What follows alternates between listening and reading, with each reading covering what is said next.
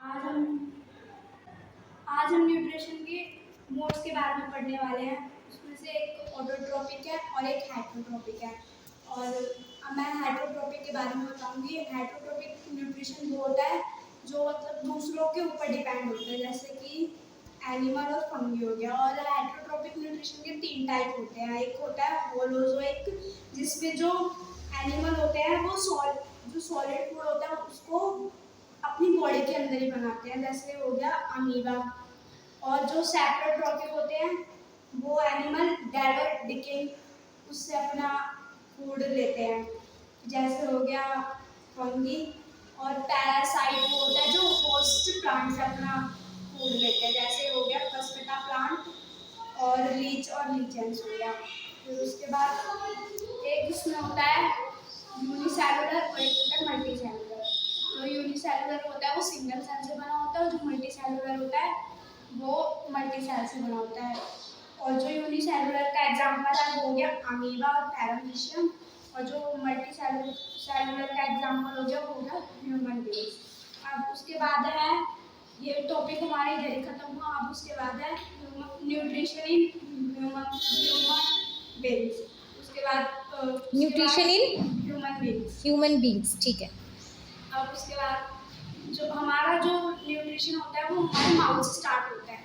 फिर उसके बाद जो न्यूट्रिशन हम जैसे खाना खाते हैं फिर वो हमारे टीथ उसको च्यूइंग करते हैं। फिर उसके बाद हमारा टंग उसको मिक्स करते हैं। फिर उसके बाद हमारे माउथ के अंदर होता है एक सलाइवरी ग्लैंड जो सलाइवा निकालता है और वो स्टार्च को शुगर में कन्वर्ट करता है। फिर उसके बाद आता है फूड पाइप, जो हमारे जो फूड पाइप होता है वो हमारे फूड को स्टमक के अंदर लेके जाता है। फिर जो स्टमक होता है उसके अंदर गैस्ट्रिक ग्लैंड होता है जो गैस्ट्रिक जूस निकालता है। फिर उसके बाद गैस्ट्रिक जूस के अंदर तीन जूस निकलते हैं। उसके अंदर से एक पैप्सिन, एक्सियल और एक म्यूकस। जो पैप्सिन होता है वो एंजाइम्स को प्रोटीन में ब्रेक डाउन करता है और जो एक्सियल होता है वो जो हमारा खाना होता है उसको एसिडिक बनाता है।